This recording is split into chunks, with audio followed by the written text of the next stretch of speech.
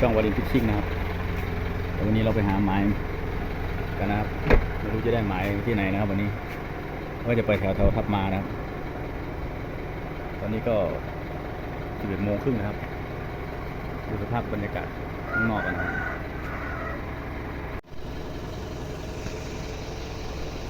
อาศัยบรรยากาศปลอดโปร่งตอนเที่ยงนะครับก่อนเที่ยงก่อนที่เราไปเลยนะครับ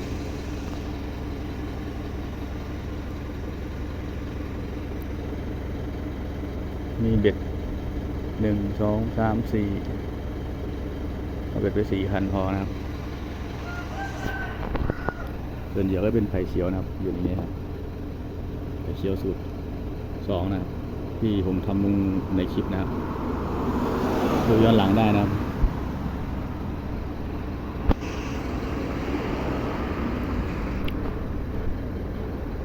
อันนี้ก็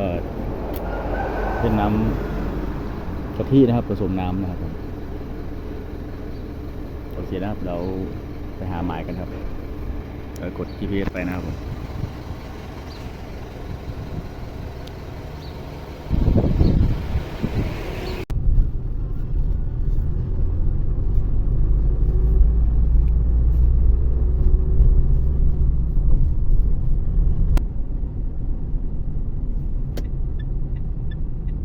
เลี้ยวซ้ายแล้วใช้ช่องทางใดก็ได้เพื่อใช้ทางลาดไปถนนหมายเลข 36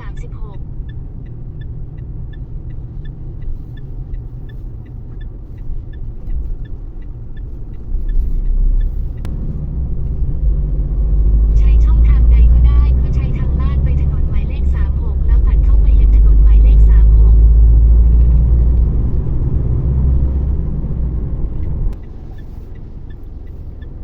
ไปบนถนนหมายเลข 36อีก2 กิโลเมตร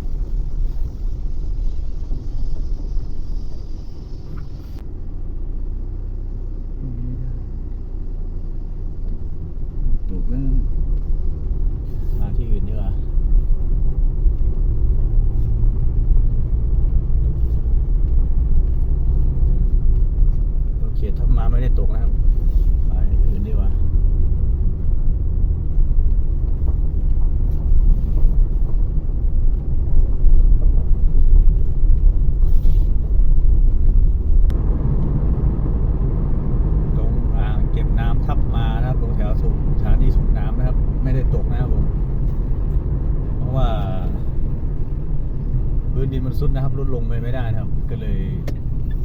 มาถึงแยกบ้านแรงนะครับผมว่าจะไป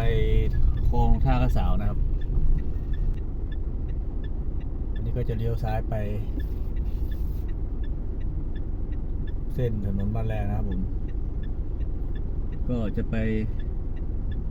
คลองท่ากระสาวนะครับ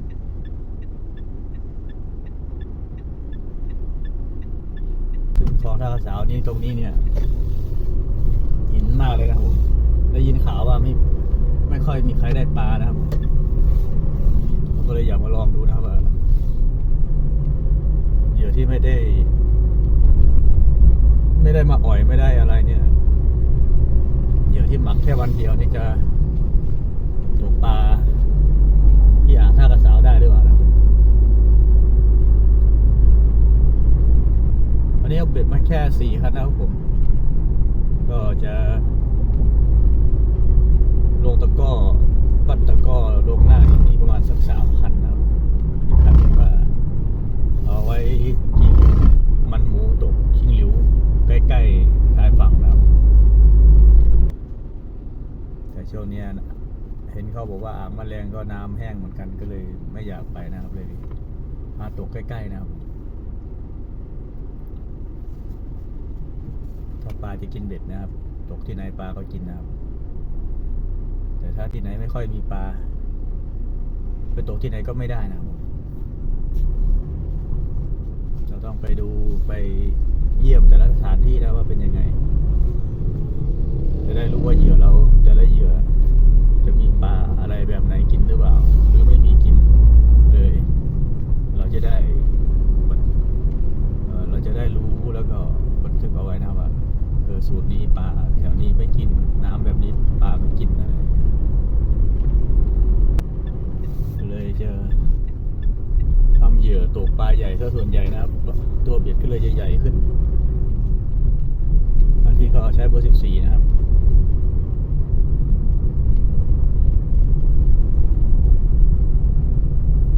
เดี๋ยวก็จะเพิ่มสูตรขึ้นมาอีกนิดหน่อยนะวันนี้วันเสาร์นะครับวันเสาร์ที่17นะครับไม่ค่อยมีคนตกปลาเลยครับ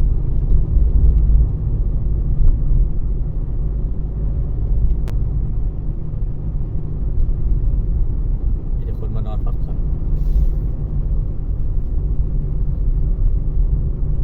วันนี้มีใครมาตกปลา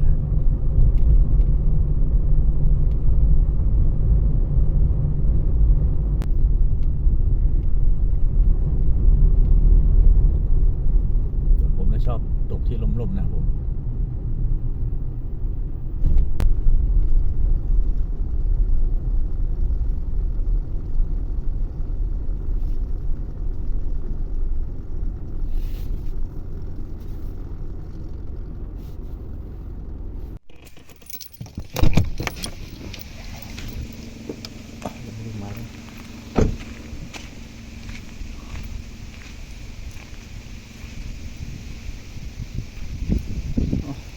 มีรอยคนมาตกด้วย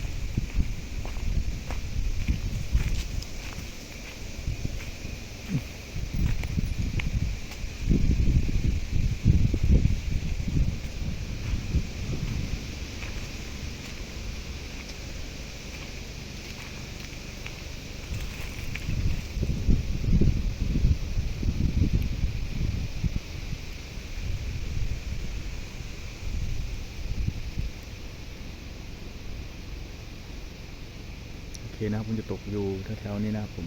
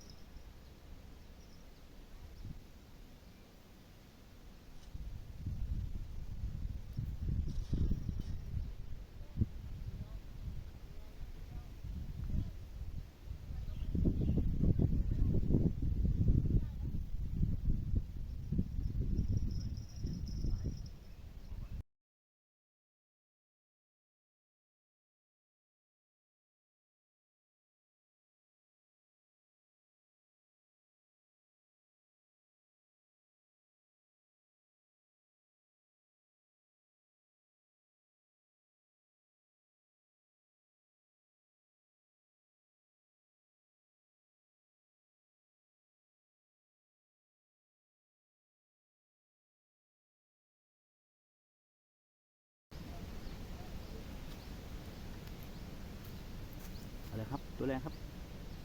ไซส์สวยไซส์สวยเอ้ยรอชั่วโมงครึ่งครับ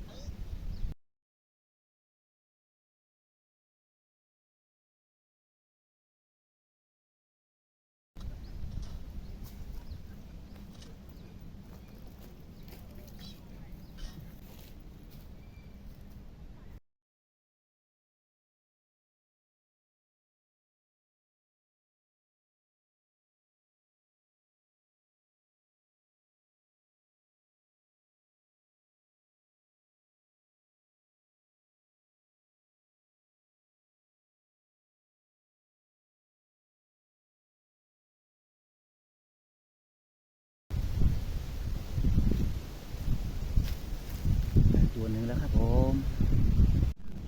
ดูผลงานวันนี้กันครับโอ้ยตัวเดียว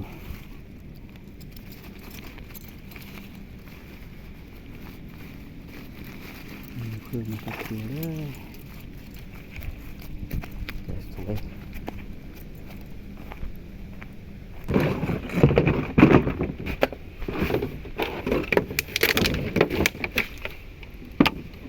ใส่น้ำให้เขาหน่อย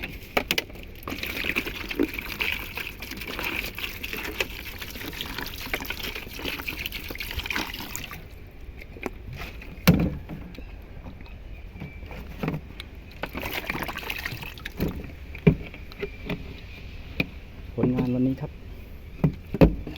ตัวเดียวโอเคครับกลับแล้วครับผมสรุปเลยนะครับวันนี้ผมก็ได้ปลากลับบ้านแค่ตัวเดียวนะครับมือนีบ่มานครับมือนีบ่มานใครอยู่บ่แหวนะครับผมก็เอาไปทอดนะครับผมก็ไซส์สวยนะครับก็น่าจะประมาณ3 ขีดได้นะครับไซส์สวยนะครับผมโอเคแล้วขอบคุณมากครับทุกท่านที่เข้ามารับชมและติดตามคลิปจนจบนะครับผมวันนี้ผมก็ขอตัวลาไปก่อนนะครับผมอัดวาลินต้องขอจบคลิปเพียงเท่านี้นะครับผมโอกาสหน้าถ้ามีเวลาเดี๋ยวผมจะพาออกมาหาหมายใหม่อีกเรื่อยๆนะครับผมวันนี้ก็ขอลาไปก่อนนะครับผมสวัสดีครับ